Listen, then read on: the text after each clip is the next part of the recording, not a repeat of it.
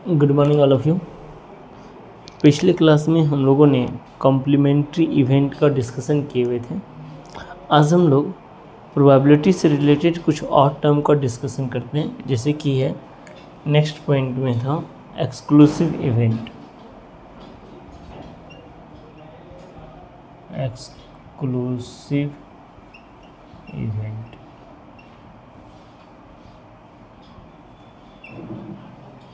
Exclusive event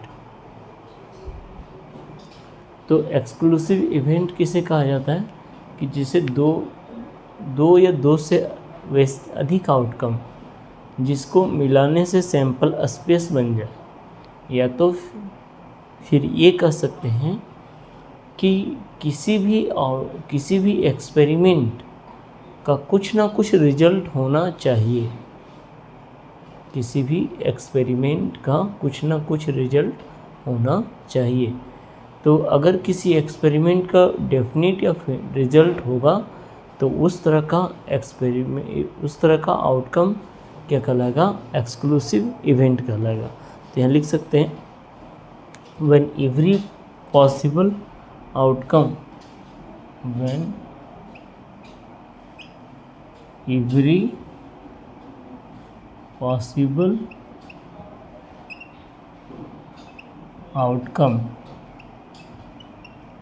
every possible outcome of an experiment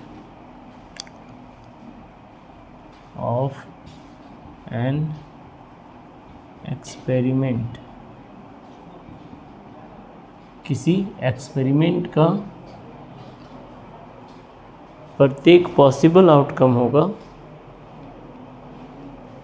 is considered as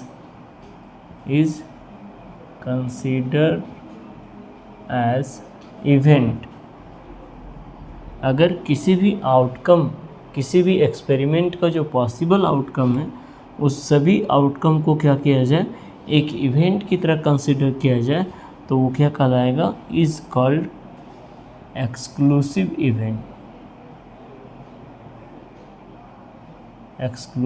event. जैसे कि for example tossing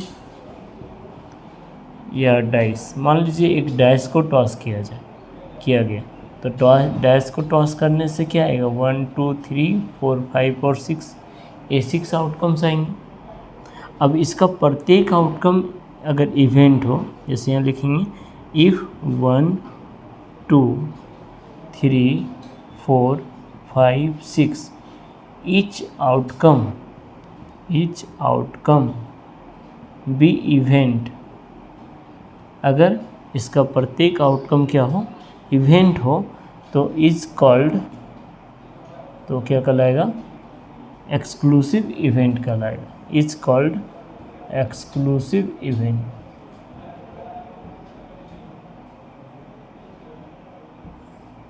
अगर जो भी टोटल आउटकम से किसी भी एक्सपेरिमेंट का उसका प्रत्येक आउटकम अगर इवेंट है तो क्या कहलाएगा? एक्सक्लूसिव इवेंट कहलाएगा। नेक्स्ट आएगा इक्वली लाइकली इवेंट। नेक्स्ट आएगा equally likely event. Equally likely event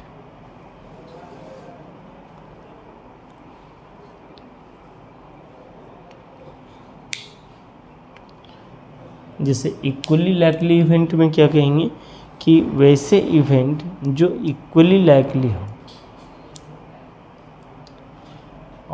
if all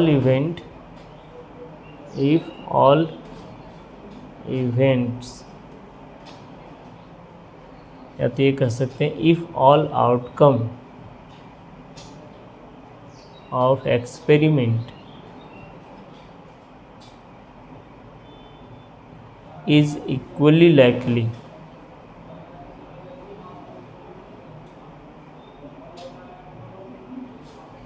जितने भी आउटकम्स है किसी एक्सपेरिमेंट का, अगर वो क्या है? इक्वली लाइकली है, is called equally likely event.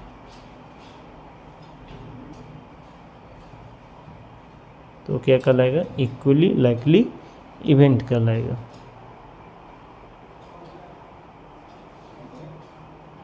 जैसे अगर मान लीजिए हम लोग कोई एक्सपेरिमेंट करते, कॉइन को टॉस करते हैं, तो अगर कॉइन को टॉस करते हैं तो उसका आउटकम्स जो भी आएंगे वो इक्वली लाइकली हुआ। क्यों? क्योंकि दोनों, जैसे दो आउटकम आएंगे, क्या क्या आएगा, एक हेड आएगा और एक क्या आ सकता है, टेल आ सकता है। तो दोनों की आने की संभावना क्या है, बराबर है। जैसे फॉर एग्जांपल लिख सकते हैं यहाँ पे, इफ टॉसिंग या कॉइन, तो हम लोग जानते हैं इसका आउटकम्स में क्या आ सकता है, हेड आ सकता है या तो टेल आ सकता है। पॉसिबल आउटकम्स ये हो जाएंगे। तो दोनों की आउटकम्स आने की संभावना क्या है, इक्वली लाइकली है। यानी क्या कर सकते हैं, आउटकम विल बी हेड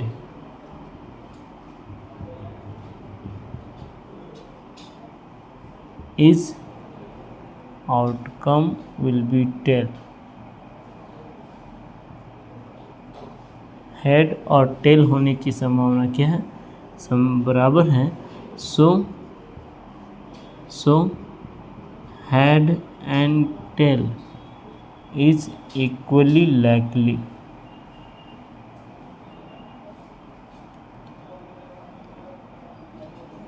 इसलिए हेड और टेल ये दोनों क्या कहलाएगा, इक्वली लाइकली इवेंट कहलाएगा।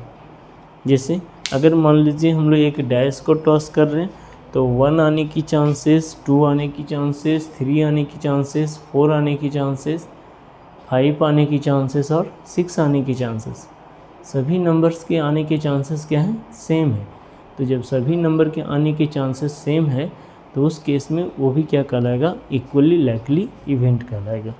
मतलब ऐसे आउटकम्स जिसमें सभी इवेंट के आने के चांसेस क्या हो, बराबर हो, तो उस तरह का इवेंट क्या कहलाता है, इक्वली लाइकली इवेंट कहलाता है। नेक्स्ट है फेवरेबल इवेंट और फेवरेबल केसेस।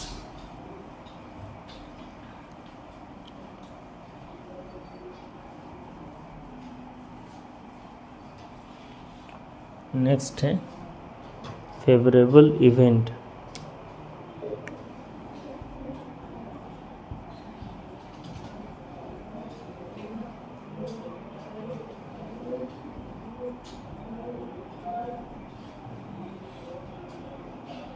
और cases.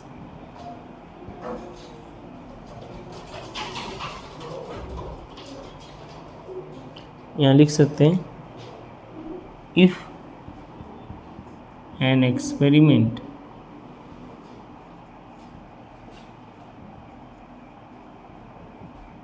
is repeated but their outcomes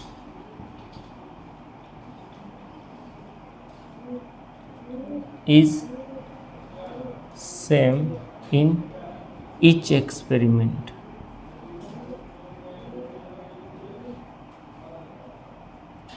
प्रत्येक एक्सपेरिमेंट में आउटकम्स क्या हो जाए, सेम हो जाए, तो क्या कहलाएगा, is called favourable event. Favourable event, या तो ये कह सकते हैं फेवरेबल केसेस। फेवरेबल केसेस जैसे कि मान लीजिए एक कॉइन को टॉस किए 2 बार और दोनों बार क्या आ गया, हेड आ गया। दोनों बार क्या आ गया, हेड आ गया। तो हेड आने की जो संभावना है वो क्या है, अनुकूल है। अनुकूल है मतलब फेवरेबल है। हेड आने की संभावना जो है वो क्या है, फेवरेबल है। अब हम लोग बात करते हैं, अब हम लोग नेक्स्ट पॉइंट पे आने वाले हैं, प्रोबेबिलिटी।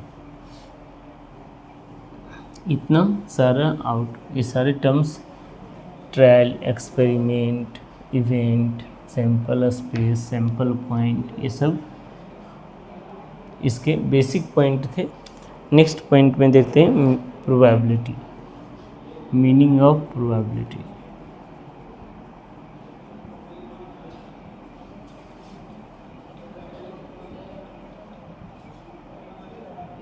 Meaning of probability.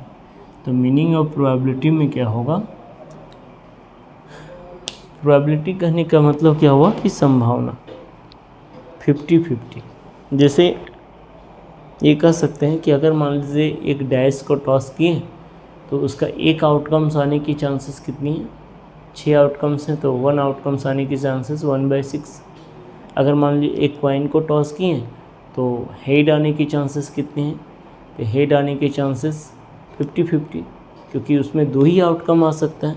जब हम लोग एक कॉइन को टॉस करते हैं तो उस केस में उसका 2 ही आउटकम्स आ सकता है, या तो हेड आ सकता है या तो टेल आ सकता है। तो कोई भी आउटकम्स आने की चांसेस जो होती है वही उसकी क्या होती है, प्रोबेबिलिटी। जैसे getting head, chances of getting head is called probability of getting head।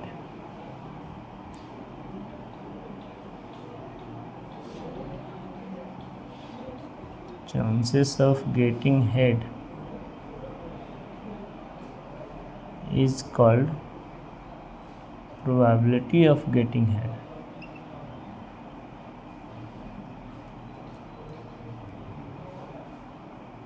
उसी तरह से chances of getting tail is called probability of getting tail. तो दोनों की आने की चांसेस कितनी है, 50-50। या तो 50% चांस है कि क्या आएगा, हेड आएगा, या तो 50% चांस है क्या कि टेल आएगा।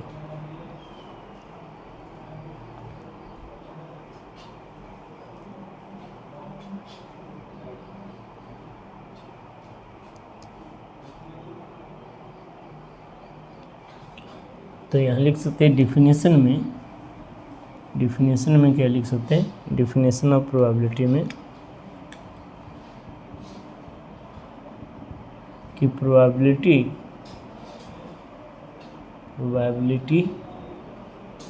Is a numerical value,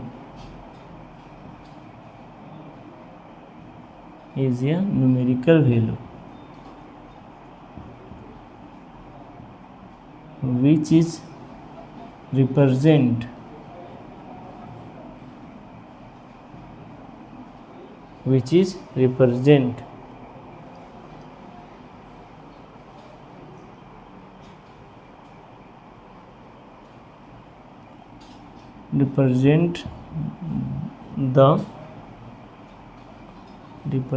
the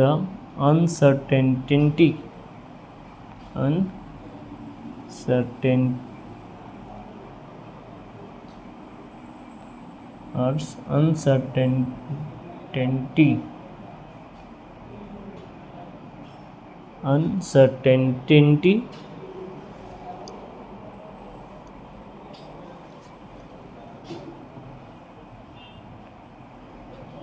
probability is numerical value which is represent the uncertainty that a particular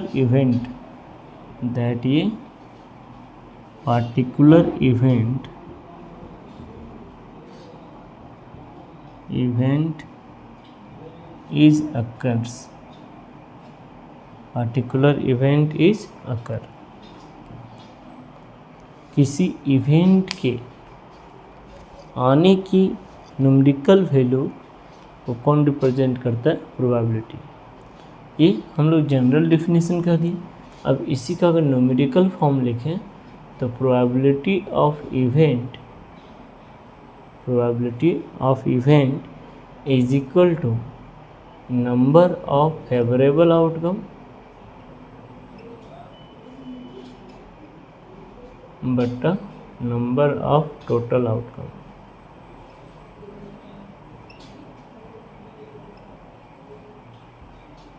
probability of event is equal to number of favourable outcome बटा नंबर ऑफ टोटल आउटकम।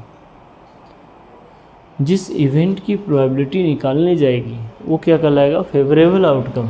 जैसे मान लीजिए हम लोग एक dash को toss कर रहे हैं, 6 आने की प्रोबेबिलिटी चाहिए, तो 6 हम लोग चाह रहे हैं, जिस चीज़ को चाह रहे हैं उसकी आने की संभावना ही क्या कहलाती है, उसकी प्रोबेबिलिटी कहलाती है।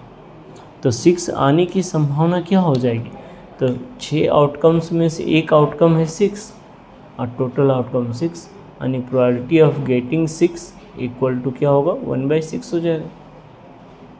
तो प्रोबेबिलिटी ऑफ इवेंट ये न्यूमेरिकल मैथमेटिकल डिफिनेशन हो गया कि probability of event is equal to number of favourable outcome बटा number of total outcome. That is क्या लिख सकते हैं कि probability of event this is equal to number of event favourable outcome any बटा नंबर ऑफ टोटल आउटकम मतलब NS। Number of favourable outcome any, number of total outcome NS। अच्छा, इसी में अगर देखा जाए कि प्रोबेबिलिटी ऑफ ई कॉम्प्लीमेंट अगर कहा जाए, ई कॉम्प्लीमेंट मतलब not getting event, probability of E complement मतलब प्रोबेबिलिटी ऑफ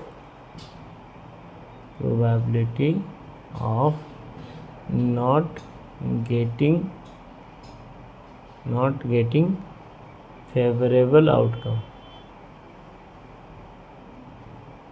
अगर फेवरेबल आउटकम नहीं आने की संभावना निकालना है तो क्या होगा, प्रोबेबिलिटी ऑफ ई कॉम्प्लीमेंट होगा।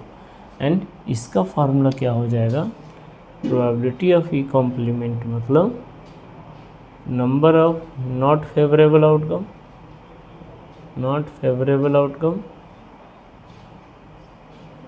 बटा number of total outcome.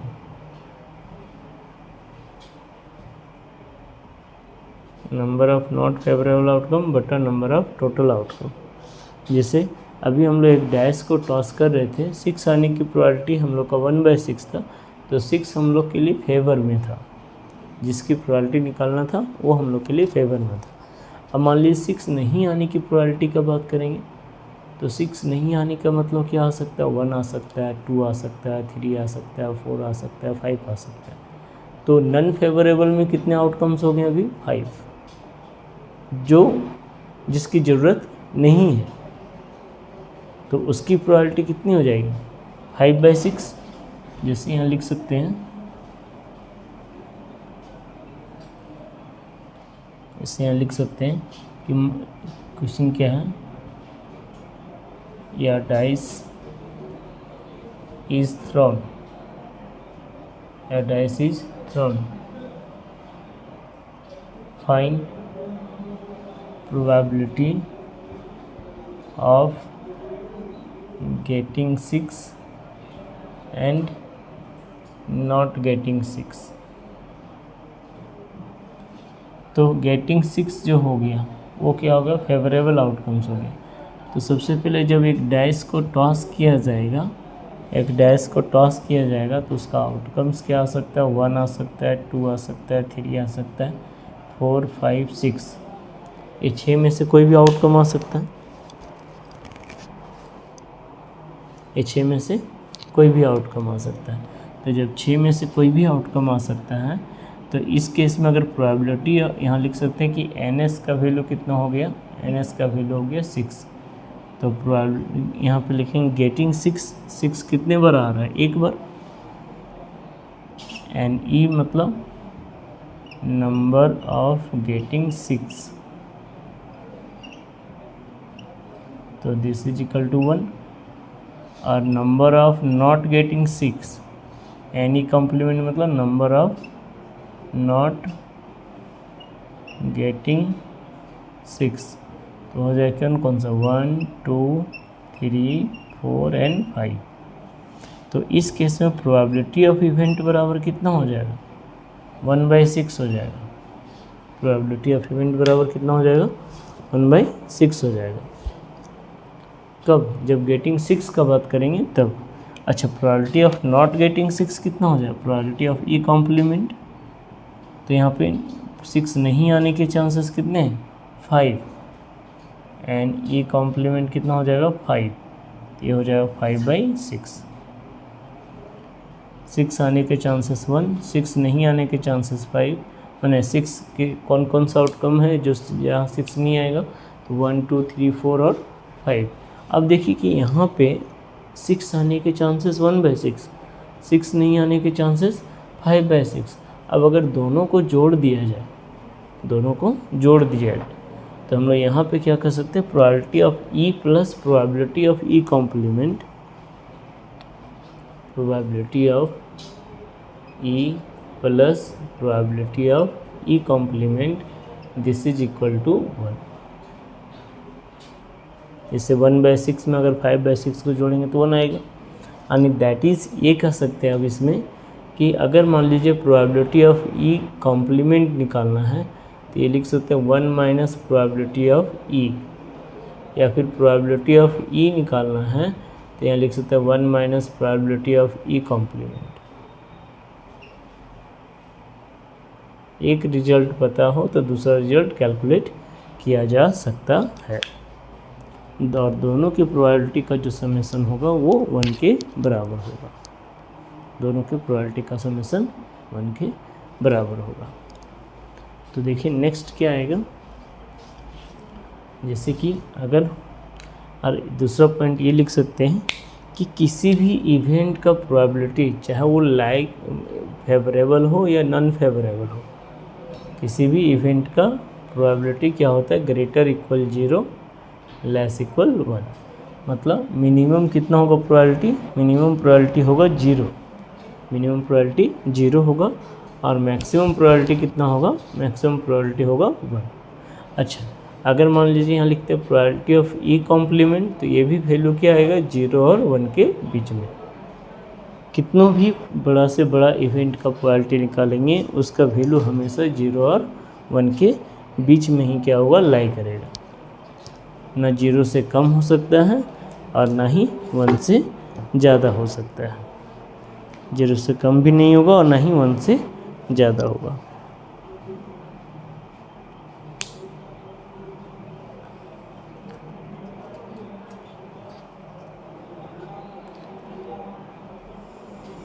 Next हम लोग यहाँ पे आके बात करते हैं कि जैसे कि मान लीजिए एक डैश को थ्रोन किए और कह रहा है क्या, फाइंड द प्रोबेबिलिटी। क्वेश्चन क्या है, या dash is throne, find the probability of getting 3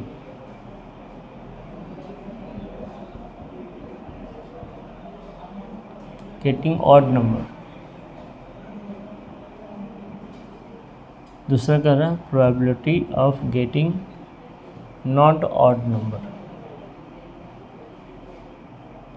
तीसरा कह रहा है प्रोबेबिलिटी ऑफ गेटिंग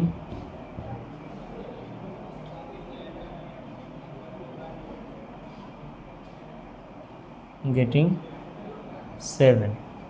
ये 3 चीज़ का प्रोबेबिलिटी निकालना। एक डैश को थ्रोन किया गया, प्रोबेबिलिटी किसका निकालना है, गेटिंग ऑड नंबर।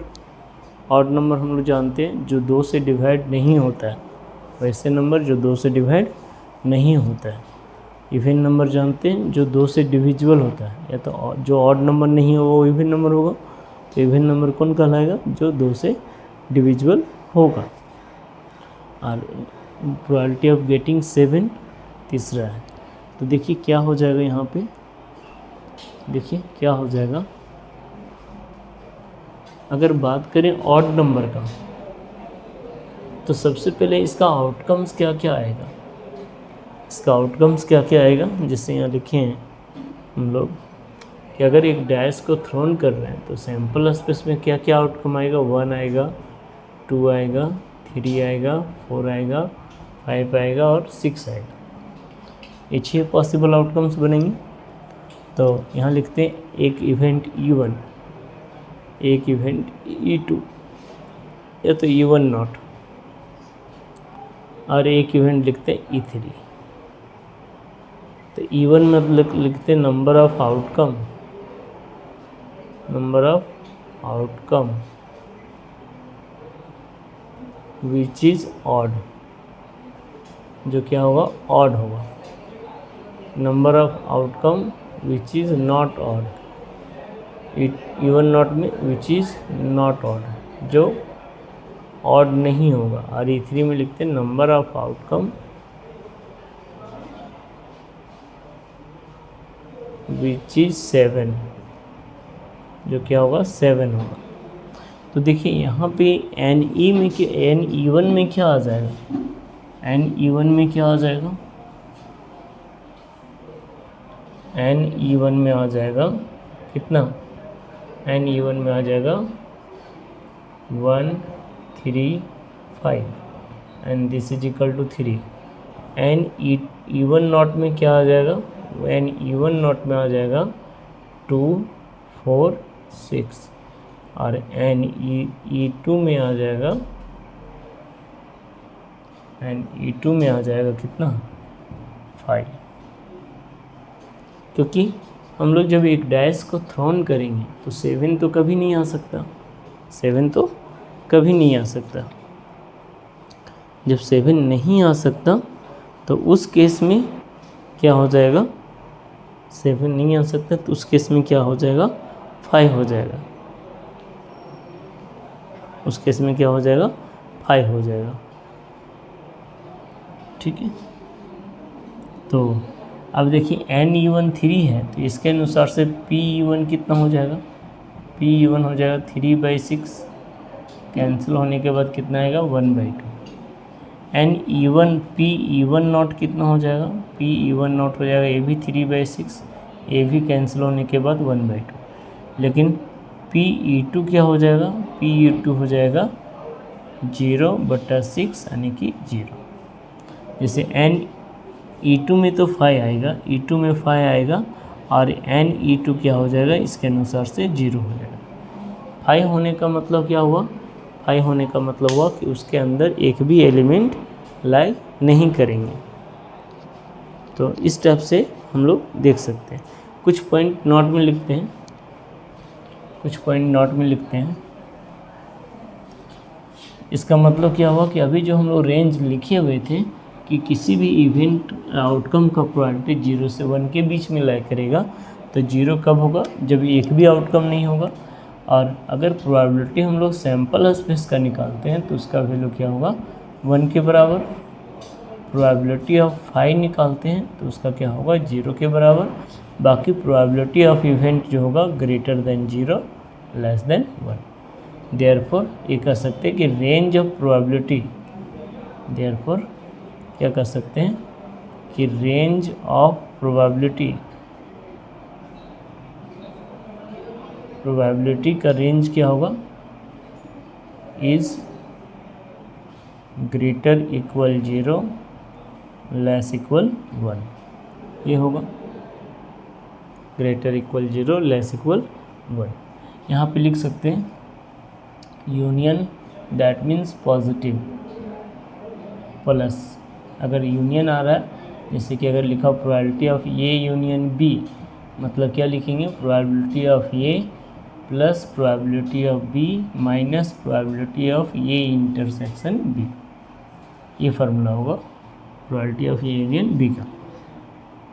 अब यहाँ लिखते हैं if A intersection B equal to 5। अगर मान लीजिए ये इंटरसेक्शन बी का वैल्यू 5 के बराबर है तो probability of A intersection B this is equal to 0। And इस केस में ए यूनियन बी का फार्मूला क्या बन जाएगा, probability of A plus probability of B, ये आ जाएगा। अच्छा, सेम इसी फॉर्मेट में एक और रिजल्ट लिख सकते हैं क्या, कि probability of A1 union A2 union dot dot union N, तो दिस इज इक्वल टू क्या होगा probability of A1 plus probability of A2 plus dot dot probability of N. ये आएगा probability of A1 plus probability of A2 plus probability of A3 dot dot probability of N. तो आज की class में हम लोग यहीं तक रखते हैं। नेक्स्ट क्लास में कुछ हम लोग और फॉर्मेट देखेंगे और कुछ और कॉन्सेप्ट देखेंगे, फिर एक्सरसाइज स्टार्ट करेंगे। Thank you.